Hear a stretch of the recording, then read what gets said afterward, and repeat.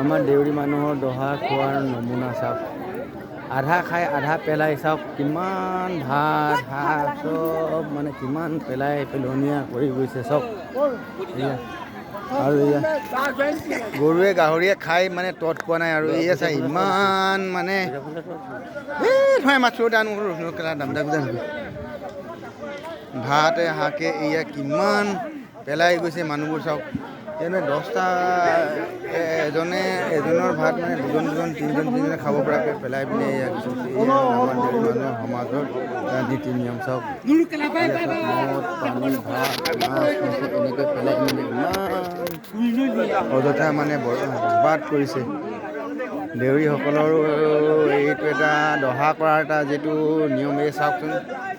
কিমান ভাত পেলাইছে চব মাছ মাংস কিমান পেলাইছে এই মানে অকল পেলাবলৈ কৰা নিচিনা হৈছে আৰু এই গৰুৱে গাহৰিয়ে খাই মানে শেষ কৰিব পৰা নাই মানে কিমান খাব গৰু কিমান খাব এই চাওক কিমান ভাত মানে 1 কেজি 2 কেজি ভাত পেলাইছে এটা পাতত ইমান ভাত পেলাইছে মানে এইটো এটা আমাৰ দেউৰী মানুহৰ চাওক কি দহা এজন দুখীয়া মানুহৰ ঘৰৰ মানুহে কেনেকৈ দহা পাতিব চাওক কিমান মানে দহাত মানে ভাত পানী নষ্ট কৰিছে মানে এয়া চাউলে আপুনি এটা মন কৰিলে মানে দেখিবলৈ পাব এই একটা এইটো মানে আমি আৰু দেউৰী সমাজৰ এটা সংস্কাৰ কৰাৰ এটা সময় আহি পৰিছেগৈ আৰু এয়া আমাৰ এটা নিয়ম আছে পৰম্পৰা এই মানে আমাৰ হেৰি মৃতকৰ সদগতিৰ অৰ্থে মানে পইচা দলিয়াই পইচা ছটিয়াইছে ল'ৰা ছোৱালীবোৰ কেনেকৈ পইচা বুটলিছে এই চব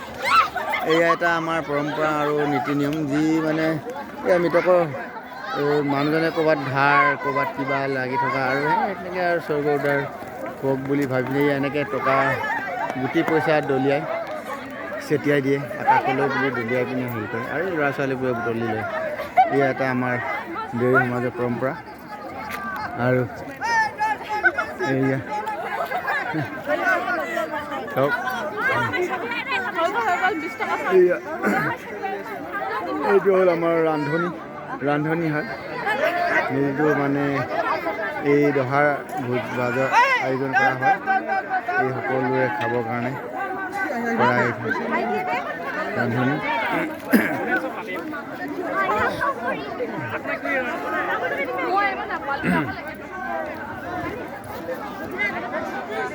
আৰু এটা বস্তু দেখাব বিচাৰিছোঁ আপোনালোকক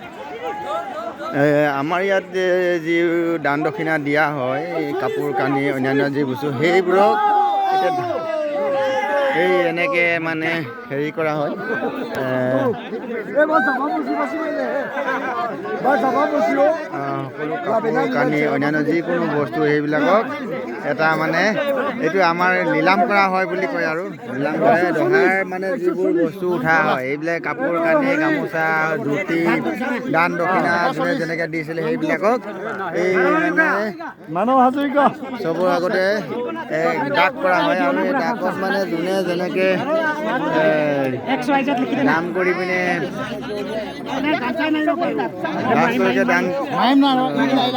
ডাক মাৰি আৰু সিয়ে পায় আৰু এইজনে হ'ল ডাকোৱাল বুলি কয় এইজনে ডাক মাৰিব আৰু এই গামোচা ব্লাউজ ধুতি কঁকাল বেদা দেউৰী মানুহৰ আৰু কাপোৰ কানি এজন মানুহৰ মূৰতে যিবোৰ দৰকাৰী সকলো বস্তু ইয়াত আছে কেৰাহীৰ পৰা ধৰি চৰুলৈকে আছে বাতিৰ পৰা কেৰাহী চেণ্ডেল বনিয়ান কঁকাল বেদা মাইকী মানুহৰ কাৰণে লেপ তুলি বিচনা চাদৰ কাঁহী চৰু বাতি জগ কেটলি সকলো বস্তু আছে ইয়াত সকলো বস্তু এয়া 50 টকা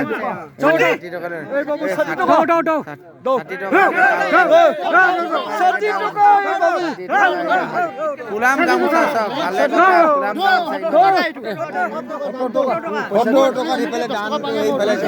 এইয়া 70 টকাত উঠি গ'ল এইজন মানুহে 70 টকা ল'লে আৰু এয়া 70 টকা বুলি ক'লে আৰু সেইকাৰণে 70 টকাত দিয়া হ'ল আৰু এয়া এই আমাৰ পইচা লোৱা মানুহজন হ'ল এইজন এই ধন ভৰালি আৰু বৰ্তমান পইচা এনেকৈ আৰু ইয়াৰ পাছত এতিয়া এই কাঁহী বাতি আৰু টৰ্চ লাইট সকলোকে মানে দাগ কৰা হ'ব। এতিয়া কাঁহী এখন কাঁহৰ 3খন কাঁহী আছে, 4খন কাঁহী আছে আৰু এতিয়া এনেকৈ দাগ কৰা হ'ব।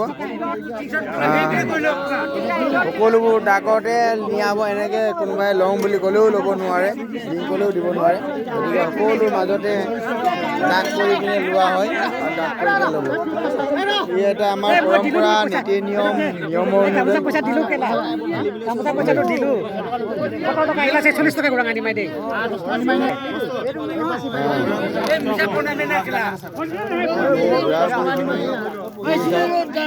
একদম কাঁহী, ধুনীয়া কাঁহী, চেণ্ডেল ঘুমটা দিছে আকৌ 10 টকা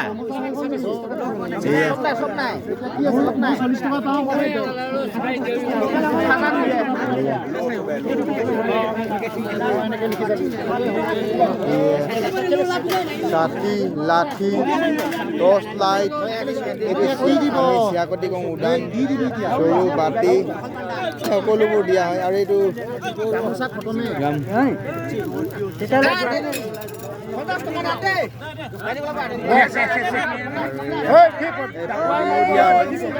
কণী, আইনা সকলোবোৰ দিয়া হয়।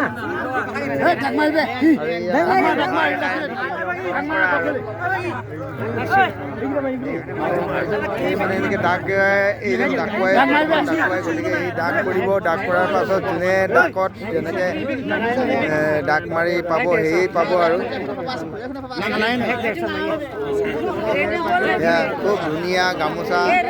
4খন গামোচা, খুব সুন্দৰ সুন্দৰ গামোচা দাগ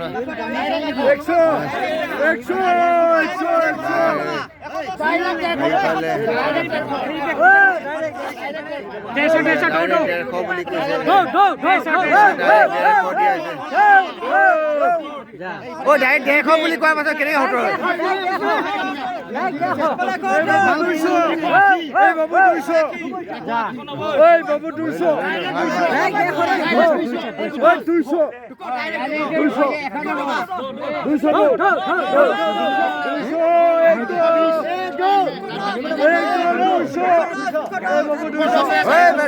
লৈ গ'লগৈ 210